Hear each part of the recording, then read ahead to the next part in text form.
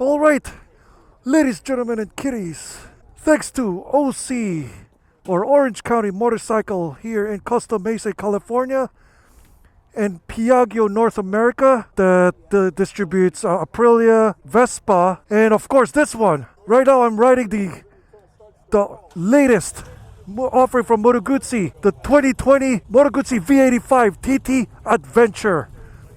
So here we go. Wow, these pegs are soft. Alrighty. Oh, that's a nice ceremony over there. It has that very nice parallel V-twin straight from a Moto Guzzi bike. Before we head out, ergonomics check. I'm 6'3", 200 to 220 pounds with a 35-inch overall in-seat with a size 13 foot, and I'm completely flat-footed. When both of my feet down, the pegs are kind of interfere with my calf area or the shin area. It has the same peg layout as the Versys or similar bikes for that matter. It has almost the same foot down positioning as the F850 and F750 GS series. One thing's for sure, on the first hand, this looks like more of an Aprilia than a Moto Guzzi. This one has the excellent Aprilia side mirrors, and then the gauges from it looks like from the RSV and the Tuono series. Seems the switch gear right here too are both from Aprilia. They both have adjustable gear lever, a clutch lever, and front brake lever. They're both adjustable, which is good. But the foot pegs are soft. Oh my gosh, it's like stepping on a Casper mattress, purple gel pillows and everything. Another thing to point out on this bike, this one has a handguard, but it doesn't have the metal plating in it, so it's only designed for wind protection. So that's pretty handy. It's almost the same as what the bigger NTX 1200 Stelvio is. Wow, I barely feel that gear selector in there. Here we go! Okay, it has the traditional Moto Guzzi trait on that very, very charming parallel V-twin. Wow, feels light. Although on the slow maneuvers, it feels kind of heavy at some degree. The clutch has almost no resistance for that matter. It's so smooth. What I'm riding right now is the European spec V85. So basically, I will point out the difference later after the ride. What are the difference between this bike and the bike that is about to release here in the US? Alrighty.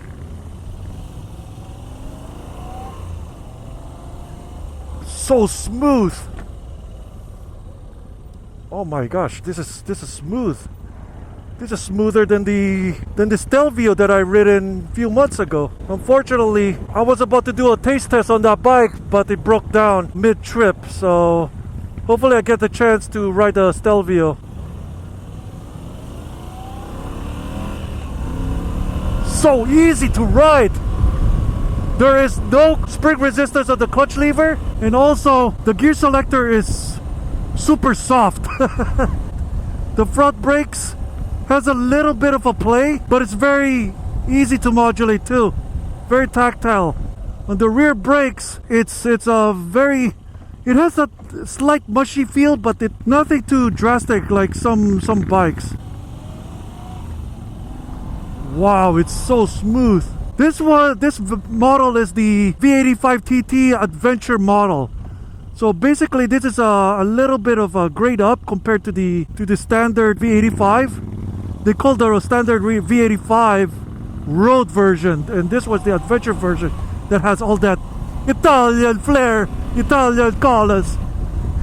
Way different experience so far compared to the Stelvio that I ridden last time.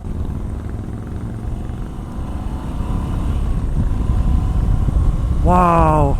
So far I'm liking this V85.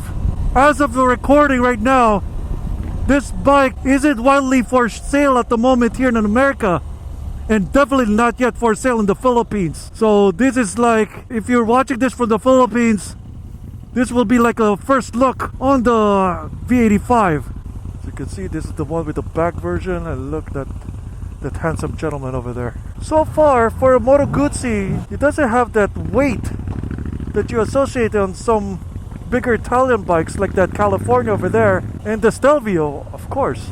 The Stelvio feels a little top heavy compared to this. And the charm that this bike has, you can really feel the engine in this bike. And also vibration issues, almost nothing on my butt, nothing on my foot, but there's a little slight vibrations on my handlebar. So I think on the freeway roads you might feel it a little bit more significant. And it's easy to rev match, but you better be quick when you rev match on this bike, because the revs drops fast. It drops a little bit fast. So when you rev match it, you better make it quick, so you get a very smooth deceleration. Also, another thing, this engine is almost based on the V9 Bobber Sport. So, and they said that the engine internals on this bike is a lot lighter. They got some pieces from Aprilia, and it has more revs than the V9 version of this. But so far, I'm enjoying this bike more than the Stelvio. Although the Stelvio is marketed higher than this bike, this is more of a middleweight adventure bike, while the Stelvio, the NTX 1200, is placed higher in the model line. But unlike the Stelvio, this one has a cruise control. Very awesome. This is one of the few bikes in its class that has a cruise control standard and a USB port right on the left side of this dashboard. Oh, there you go. And the gear indicator has that a little bit of a American style gear indicator, where if you, that's a McLaren over there, the Sport Series. The gear indicator, while pressed, the gears disappear. It has the torque. That's the beauty of a Moto Guzzi bike. It has that nice smooth torque. And just like a boxer engine, when you rev it on idle, this bike shifts sideways.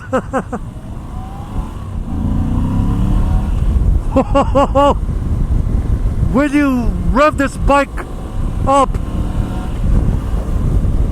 you can really hear the bass of the engine. Very, very good. It goes like that. It's like a very deep toned Subaru engine. Very awesome. And the color is so unique. You really stand out on this adventure model. Someone got stuck on the light. The engine kind of revs slow a little bit. The gear engagement on this bike is somewhat like between 70 to 80% until full release. Yep, around 80 to 85% full release.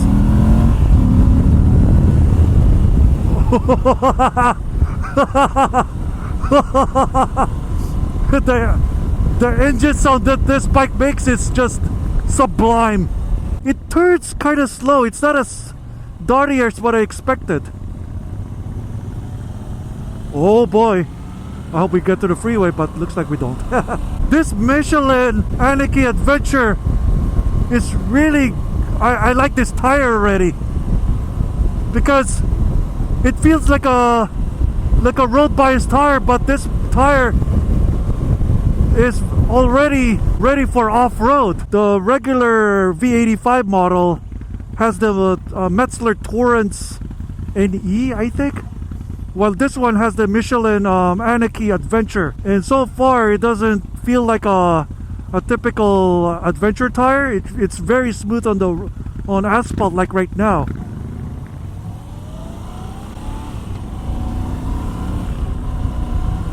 The TFT gauges on this bike takes a little getting used to. My gosh, a nice Cayman GT4 over there. Yeah, it looks kind of small for my preference.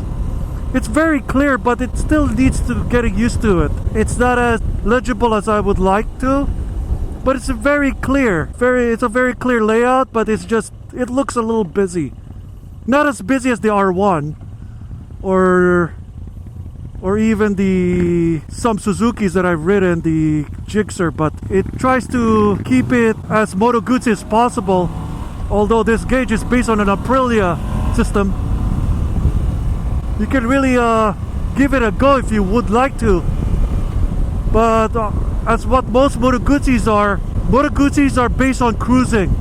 If you want to go full on attack, get an Aprilia, the Caponord or something like that. But for a middleweight bike like this, unlike the most middleweight bikes in its lineup, like the 790 Adventure, the F850, the 750, this one has that Italian charm on it. It pulls really well at 5th gear. And if you want to, I think this is the only middleweight bike that has a shaft drive. Take note, all Moto Guzzi bikes have shaft drives. This one is no exception. I think this is the only middleweight ADV bike that has a shaft drive. So that's really amazing on Moto Guzzi's part. Yeah, the transition of this bike is kind of on the slow side and a little bit top heavy. It's not as nimble as what I would expect. But this one has more metal than most ADV bikes in its range. And here we are back to OC Motorcycle here in Costa Mesa, California, for hosting this beautiful event. And here we go. And my visor is fogging up. Put it to neutral, it's almost non-existent easy. So, alrighty, neutral. There you go. You have to squeeze the off button over here long so you can turn it off. So off, there you go. Moto Guzzi right there. Nice animation there. And the side pegs is pretty easy to locate, but hard to engage it. So right there. And then here you go. My standard is to get off the bike using the pegs. So this is the Adventure model. To point it out to you guys on why this is a European spec model, not the American spec model. First clue here, in America, tinted visors like these are not allowed in the US. These tiny cool LED turn signals, also not allowed in the US. I think they're going to replace that with a bigger turn signal stocks like these that looks like a Yamaha turn signal. The rear turn signals is also different that it's going to have in the US spec model. And as you can see, this is the 850cc V-twin, and this is the shaft drive. One of the only bikes in this class that has a shaft drive. I also provided a shot earlier with the bags on. Those bags are like from the GV Trekker series, but those are prototypes. There are pre-production bags. So yeah, it will be a little bit different compared to the production bags. And also another thing I almost forgot. The American version has its headlights on at all times. On the European spec, you have the option to turn them off. So in the Philippines, I think we'll get the European version, and the American version is a little bit slightly different. So this detail, this collar over here is very nice touch, very Italian. Makes me want to eat pasta later. And this is a metal skid plate over here. Very, very robust. See, you hear that clanking sound. I just bought a new gloves, the Revit. I'll put it on the screen what model it is. All V85 TTs have spoke wheels. As you can see, this one is the Parañaque Adventure tire, while the standard has the Metzler Torrance Next. There you go. So this is the standard model, but both of them have a skid plate. They just differ on tires and some subtle differences, but it's mostly tires. But they're both essentially the same bike. Basically, you're paying extra for the paint job on this cool paint job. Yellow, white, and red. It's like spaghetti. You got the white for the noodles. You got the red for the meat sauce, the marinara, and the yellow for the cheese. Oh boy. I'm very impressed with this model. I think this is my new favorite Moto Guzzi. I used to like the Audace, but I think this is my new Moto Guzzi rig. So yeah, please like, subscribe, and press the ding dong on top of it, next to it. And I'll see you guys later. 2 thumbs up on the V85 TT adventure. Peace out.